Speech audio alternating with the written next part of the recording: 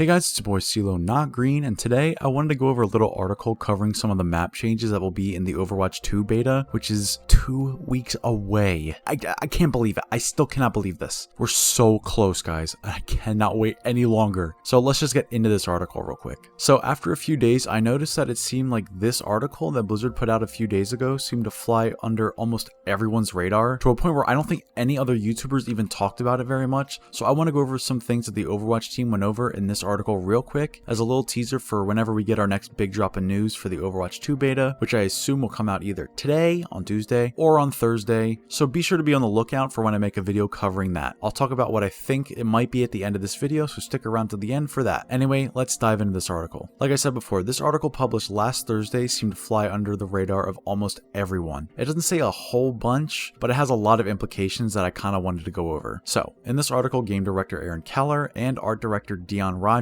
talked a little bit about the map design in Overwatch 2 and how they had to adapt to the new 5v5 game mode as well as the new additions to existing maps to make them a little fresher and more playable. The article starts off with saying that existing maps have been edited in some way to accommodate the switch to one less tank in the game. Because of this, using natural cover and its sightlines is going to be a much more important aspect of gameplay, since there will only be one shield or maybe even none, even though the ranked meta right now has no shields, sorry, and hog everywhere, but that's besides the point. Just a little preview for Overwatch 2. It sounds like from this that all the pre-existing maps have had some alteration to them to provide more cover for you and your team. I can't imagine they'd rework a map to a point where it's not the same anymore, but I can see them adding little barricades or more static objects like cars, signs, walls, or something like that to help out with the lack of help. Think of old Horizon Lunar Colony. For all you youngbloods, back when Horizon was first launched, it was even worse than it is, or was now. The high ground balcony had absolutely no cover or walls to help block any incoming fire. After they reworked the map, there were large walls on the high ground, so it wasn't just a no man's land where you could get shot immediately. This is the type of changes I could see them doing in Overwatch 2. One example I could see is the left side high ground on Numbani. I could easily see them adding a wall like right here so that the high ground isn't as open as it is now, so you have some cover without needing your diva to come help you or leave her position as the front line. I can also see some places like Junkertown having a lot more scrap on the ground to help negate how wide open the map is on the first point, and maybe even the streets phase of Eichenwald. Some cover along the path of the payload to actually help defend that without needing to have a Rhine or a Risa shield to protect yourselves. There is a ton of ways the maps that we have now could be edited to help the lack of a second tank. I think it's great that Blizzard went and did this, because it was clear from the second that 5v5 was announced almost a year ago that the game would be much more wide open without a second tank. Good hit scan could easily dominate a game without more natural barriers to help keep you and your team out of LOS. I think it's awesome, and I cannot wait to go and nitpick and see what little changes were made to each map. Another thing about the existing maps that Blizzard talk about in this article is the new day-night system that appears to be a thing. I'm still not 100% sure on if this is what it means, but here's my hope/guess. It looks like, if I'm reading these English words correctly, that all the maps will have a day-night cycle that will make the maps look radically different. I have been begging for this for so long. About a year ago, Blizzard also posted this little article talking about how some of the engine upgrades allow them to edit the look of the maps on the fly within a few hours. They took the deathmatch map Necropolis and showed off how they could make it completely different with a few knob tunes. I hope that they did this with all of the maps that we have now. As of now, we've seen that Kings Row, Havana, and Dorado all have the technology in place to change the time of day. Since Kings Row is in the morning/evening here, Havana is at night, and Dorado is in the day. There have been other looks at other maps with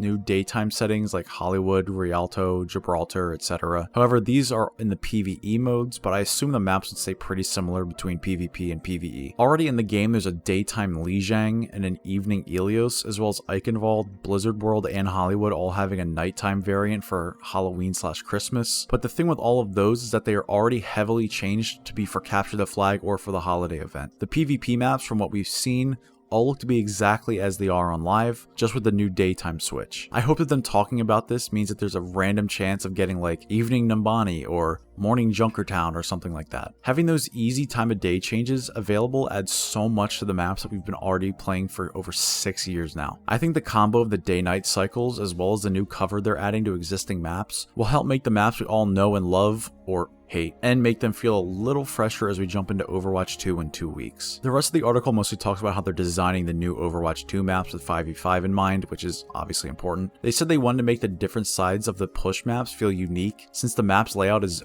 overall symmetrical. They basically go on to say that the new maps want to capture the golden era / main aesthetic of every location they put a map located at. So Midtown has that classic 20s New York Art Deco style. Colosseo looks like a high-tech Renaissance painting. New Queen Street shows off all of Toronto's diverse cultures. And Circuit Royale captures the lavishness of Monaco and how bougie it is. Honestly, they could just make a new map that's all work in progress white boxes. I don't care. I just need a new map. It's been since 2019 since we got a real new map when Havana launched. I need something new, please.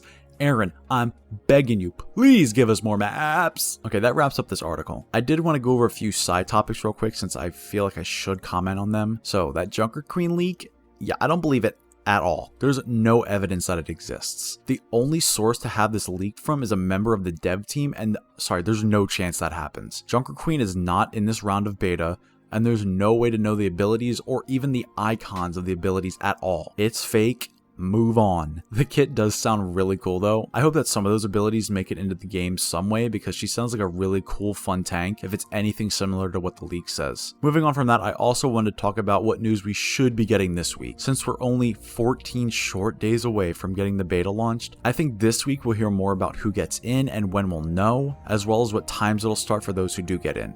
Even though I'm pretty sure it'll be like 2 p.m. or 3 p.m. Eastern. I could also see them doing another little dev interview going over what else they've learned about the alpha and how it's gone since they've last checked in with us about 3 weeks ago. The two things I just talked about could even be combined. I think that the week before the beta launches, so next week, we'll officially see what the Orisa and Doom changes are, as well as talking about what Sojourn's abilities are in full. Probably all 3 in one video with gameplay is my guess. We are in the home stretch, and I think there's a lot of meaningful updates that are going to hit us in the next few days to a week, so strap on in, baby. Okay, that's it for real. Please like the video if you enjoyed or learned something new. Please subscribe and ring the bell icon to see more from me and to get notified when I upload next. And please comment below telling me what map you'd want to see in a new time of day. For me, I want to see that evening Numbani. That's what I want to see.